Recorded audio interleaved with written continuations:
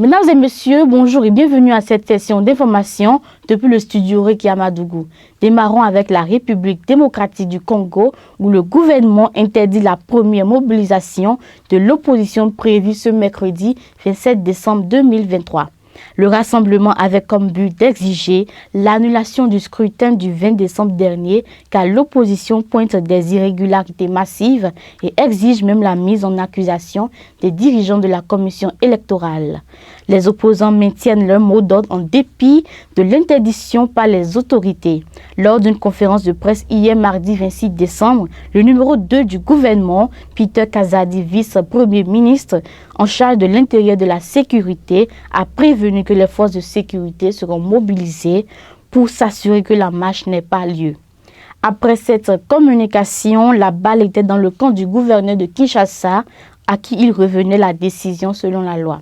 Au terme de la réunion avec les opposants hier soir, Gentini Ngobila n'a pas eu d'autre choix que d'entériner la décision de sa hiérarchie apprise par voie de presse. Passons au Niger qui annonce une révision de tous les accords militaires signés avec d'autres pays. Dans une note du ministère des Affaires étrangères de Niamey adressée aux missions diplomatiques accréditées au Niger, le pays indique qu'il procédera à une révision de tous les accords signés par le passé avec tous les partenaires. Cela sans que soient cités les pays qui ont des soldats stationnés au Niger. Après avoir demandé le départ de 1500 soldats français, les nouvelles autorités de Niamey, issues du coup d'État du 26 juillet contre le président déposé Mohamed Bazoum, veulent à présent renégocier les accords militaires avec les autres pays qui disposent de forces stationnées sur le sol nigérien. Selon le ministère des Affaires étrangères du Niger, un projet de protocole d'accord leur sera soumis pour insuffler une nouvelle dynamique à la coopération bilatérale. Depuis l'arrivée au pouvoir du Conseil national pour la sauvegarde de la patrie CNSP, les nouvelles autorités se disent résolument engagées dans la voie de l'affirmation de la souveraineté du pays et de la défense de ses intérêts. Élection présidentielle au Sénégal, le délai pour le dépôt des candidatures a expiré ce jour 27 décembre 2023 à minuit. Mardi 26 décembre au soir, 110 candidatures ont été déposées au Conseil constitutionnel.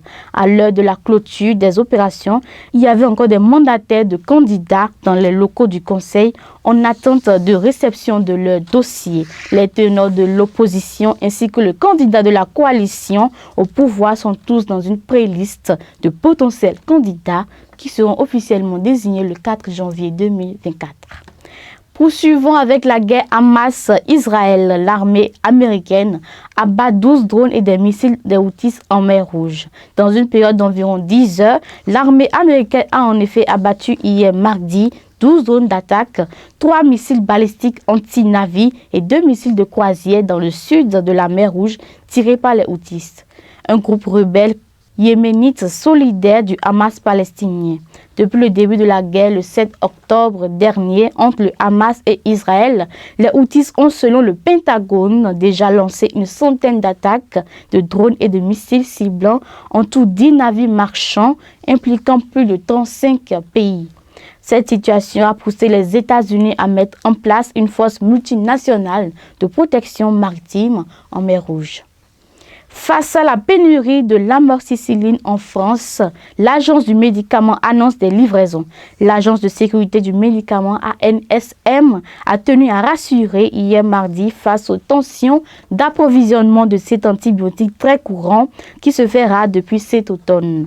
Des boîtes d'amoxicilline et d'amoxicilline acide clavulanique sont en cours de livraison chez les grossistes répartiteurs qui s'assureront d'une répartition équitable de celles-ci sur le territoire, a écrit la NSM dans un communiqué. Les autorités espèrent ainsi ne pas revivre la situation d'il y a un an. La France avait en effet connu l'hiver dernier un épisode de pénurie particulièrement sévère de certains médicaments dont l'amoxicilline, qui avait été très difficile à trouver pendant de longues semaines, notamment dans sa version pour enfants.